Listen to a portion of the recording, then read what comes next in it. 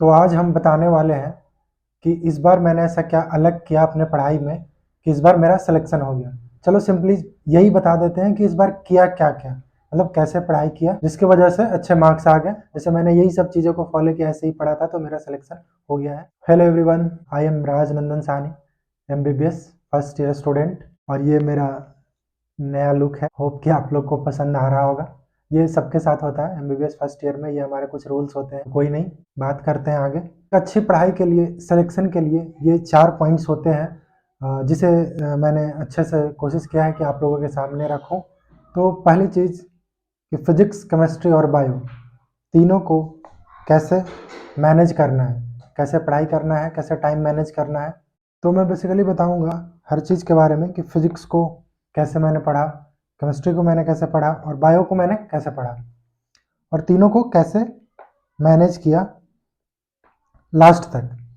ये सब चीज़ें बताऊंगा अभी। फिर सबसे जो इम्पोर्टेंट चीज़ होता है हमारे सिलेक्शन के लिए वो होता है रिवीजन। और रिवीजन ऐसा एक टॉपिक तो है नहीं कि एक चैप्टर है कि रिवीजन हो जाता है। इतने सारे इनफाइनाइट हमारे सिलेबस होते हैं, इनफाइनाइट चैप्टर्स होते हैं, तो रिवीजन करना भी मुश्किल होता है। लेकिन हम उसके लिए भी इजिएस्ट वे बताएंगे कि हाँ, ऐसे रिवाइज आसानी से हो जाता है। और उसके बाद स्टडी ड्यूरेशन लिया है कि कितने देर पढ़ाई मतलब हमने किया और कितने दिन करना चाहिए, कितने देर, जिससे कि हमारा मतलब सब कुछ सिलेबस आसानी से कवर हो जाए, उस पर भी बात करेंगे। और सबसे important question practice. Question practice में हम ये बताएंगे कि हाँ, सोर्स क्या था क्वेश्चन प्रैक्टिस का, मेरा क्या सोर्स था और क्या होना चाहिए ये बताएंगे। कहाँ से क्वेश्चन प्रैक्टिस करते थे और कितना क्वेश्चन प्रैक्टिस करना चाहिए और कितना हमने किया था क्वेश्चन प्रैक्टिस, तो ये सब बताएंगे।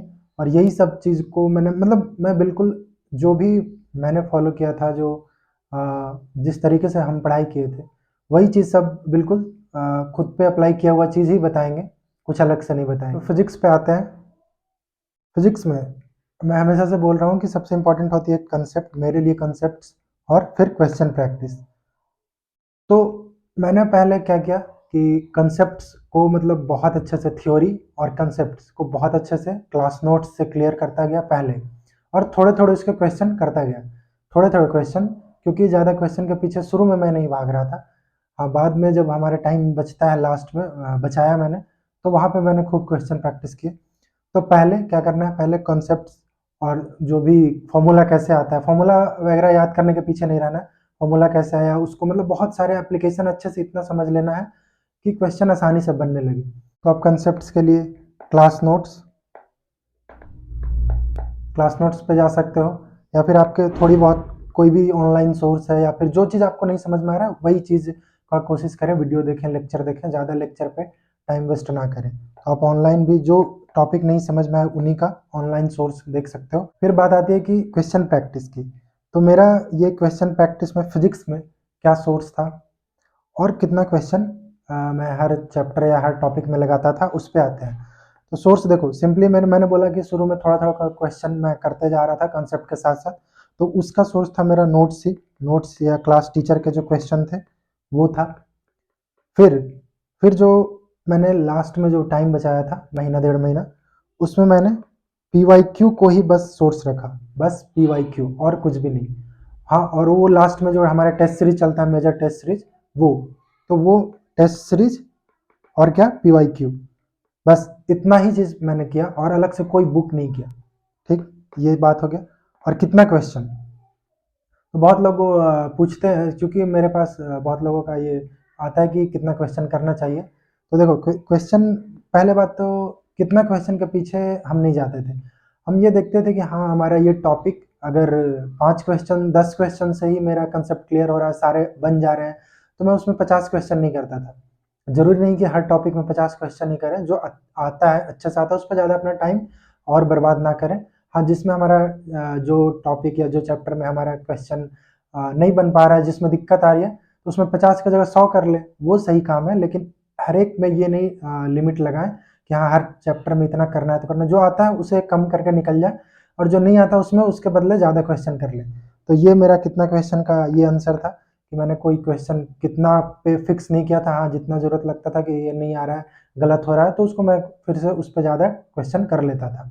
अब बात करते हैं केमिस्ट्री की। केमिस्ट्री में 3 पोर्शन आते हैं, इनऑर्गेनिक ऑर्गेनिक, तो इनऑर्गेनिक ऑर्गेनिक का बिल्कुल सेम ही चलता है जैसा, क्योंकि दोनों में लगभग याद करने वाले होते हैं। और फिजिकल, तो इनऑर्गेनिक ऑर्गेनिक जो है उसमें मैंने नोट्स को बहुत ज़्यादा प्रायोरिटी दिया। मैं जितनी बार हो सकता था नोट्स ही पढ़ता था, नोट्स ही रिवाइज करता था। क्वेश्चन तो मतलब ना के बराबर शुरू में, मतलब जब नोट्स पढ़ता था तो क्वेश्चन, क्योंकि इस सब याद करने वाले पोर्शन होते हैं तो इसमें कोई दिमाग लगाना नहीं होता है, प्रैक्टिस की ज़्यादा ज़रूरत होती है पर ज़्यादा ज़रूरत नहीं, वो प्रैक्टिस लास्ट में हो जाता है। तो मैं जितनी बार रिवाइज करता था या फिर क्वेश्चन करने का मन करता था उससे अच्छा नोट्स पढ़ लेता था बार बार, दोनों में, ऑर्गेनिक और इनऑर्गेनिक। और फिजिकल में भी वही बात, फिजिकल में जो भी नोट्स के सवाल हैं उस पर ज़्यादा फोकस करते रहें, क्योंकि हमारा मतलब ज़्यादा टफ नहीं आता हमारे नीट में, बस नॉर्मल जो ट्रेंड है, पैटर्न है, वही सारे सवाल आते हैं। तो नोट्स के क्वेश्चन, इसमें भी नोट्स के क्वेश्चन या फिर जो आपके टीचर के क्वेश्चन है, ये क्वेश्चन कर लें बार बार। और फिर बात आती है कि क्वेश्चन प्रैक्टिस का, तो वो लास्ट में हो ही जाता है पीवाईक्यू से। तो अब बात करते हैं इसमें रिवीजन की। केमिस्ट्री में सबसे ज़्यादा जो हमारी इनऑर्गेनिक ऑर्गेनिक होते हैं, रिवीजन मतलब ये मान लो कि अगर आप रिवीजन करते जा रहे हो तभी आपका ये चीज़ बेस्ट होगा, और मार्क्स बहुत आसानी से इसमें आते हैं, क्योंकि डायरेक्ट पूछ रहा है और वो हमें याद होता है, हमें टिक करके पढ़ना है। तो रिवीजन कैसे होना चाहिए? देखो, सबसे पहले तो रिवीजन खुद हो जाता है अगर आप 10 से 12 घंटे 13 घंटे पढ़ाई कर रहे हो ना, तो रिवीजन के लिए टाइम खुद ब खुद निकल जाता है, क्योंकि आपके पास टाइम रहेगा तो लगेगा क्या पढ़े नहीं पढ़े। 10-12 घंटे बहुत होते हैं, तो हम कोशिश करते हैं कि उसमें, तो मैं क्या करता था कि जब भी टाइम मतलब 10-12 घंटे पढ़ता ही था, तो उसमें जब भी मन करता था कि हाँ थोड़ा सा ये लग रहा है कि भूल रहे हैं, तो एक बार नोट्स पलट लेता था। तो रिवीजन भी मैंने नोट्स को बार बार पढ़ के किया था। सबसे इम्पोर्टेंट होता है ना कि 12-13 घंटे की स्टडी, अगर आप इतना कर लेते हो तो रिवीजन के लिए आपको सोचना नहीं पड़ेगा, आप खुद ब खुद रिवीजन हो जाएगा। और जो बेस्ट सोर्स होता है रिवीजन का वो होता है टेस्ट पेपर। हम टेस्ट पढ़ लेते थे, टेस्ट देते थे, टेस्ट में हाँ सही हो जाता था, कुछ गलत भी होता था, जो चीज़ गलत होता था लगता था कि हाँ ये यहाँ से गलत हो रहा है, उसका फिर से एक बार वो नोट्स खोल के उसको फिर से पढ़ लेते थे। तो ऐसे रिवीजन होता था। मतलब ये बेस्ट और इजीएस्ट मेथड है कि रिवीजन, अगर आप 12-13 घंटे पढ़ रहे हो तो रिवीजन के लिए आपको टाइम बचेगा, आप खुद सोचोगे कि क्या पढ़े, तो रिवीजन ही करोगे। और टेस्ट से और क्वेश्चन जो प्रीवियस ईयर के क्वेश्चन है वहाँ से रिवीजन बहुत आसानी से हो चाहिए। चैप्टर वाइज नहीं देखें, आप देखें कि आपका कहाँ गलत हो रहा है, आप उसके पीछे भागें। फिर बात करते हैं बायोलॉजी की। तो बायोलॉजी तो सबको पता होता है कि यार बस सिर्फ और सिर्फ एनसीईआरटी ही पढ़ना है, बार बार जितनी बार हो सके पढ़ना है।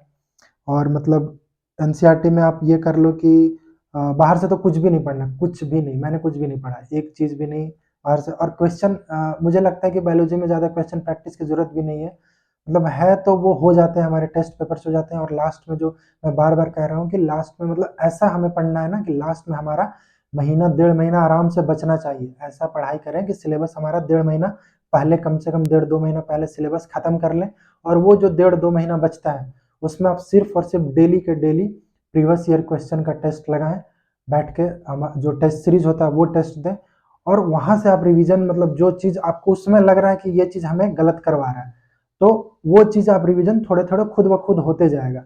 तो वो सबसे ज़रूरी चीज़ है कि लास्ट में आप 1.5-2 महीना बचा लें, वहाँ से क्वेश्चन प्रैक्टिस बहुत ही अच्छा होता है, उसी टाइम बहुत सही क्वेश्चन प्रैक्टिस होता है, और हमें उस टाइम ही ज़रूरत होता है क्वेश्चन प्रैक्टिस का। तो एनसीईआरटी में आप जब भी क्वेश्चन मतलब प्रैक्टिस करने के बजाय एक बार और पढ़ लें, मतलब बार बार उसे पढ़ लें, बार बार रिवाइज कर लें, एनसीईआरटी में सबसे बेस्ट यही होता है। और जो वेटेज वाले हैं उसको बार बार ध्यान दें, जो आप भूल रहे हैं उसे ध्यान दें बार बार। अब इसमें बात करते हैं रिवीजन की, बायोलॉजी में कैसे रिवीजन होना चाहिए। तो बायोलॉजी तो ऐसा होता है, हर चैप्टर, बड़े बड़े चैप्टर्स भी होते हैं, कुछ छोटे चैप्टर्स भी होते हैं। तो रिवीजन के टाइम हमें पूरा चैप्टर्स नहीं पढ़ना होता है, हम बहुत चीज़ पढ़ते टाइम जब शुरू में अच्छे से पढ़ रहे होते हैं तो वहाँ पे बहुत चीज़ हाईलाइट करते हैं, कुछ इंपॉर्टेंट मार्क करते हैं, स्टार मार्क करते हैं, अंडरलाइन करते हैं, मतलब ये सब कोई कोई इंपॉर्टेंट पूरा पैराग्राफ इंपॉर्टेंट होता है। तो ये सब चीज़ हम शुरू में जब अच्छे से पढ़ रहे होते हैं वहाँ पे ये सब काम कर लेते हैं। तो जब हम रिवीजन करने बैठते हैं तो यही चीज़ों को हमें देखना है, जो हमने क्या हाईलाइट किया है, क्या इंपॉर्टेंट है, क्या क्वेश्चन बन सकता है। मैंने पिछले वीडियो एक बायो का बताया था कि मैंने बायो कैसे पढ़ा था जिससे मेरे अच्छे मार्क्स आ जाते थे, तो वहाँ भी बताया था कि कैसे अंडरलाइन करना है, कैसे हाईलाइट करना है, किन चीज़ों को मतलब कहाँ से क्वेश्चन बन सकता है, वो क्वेश्चन आपको साइड में लिख लेना है।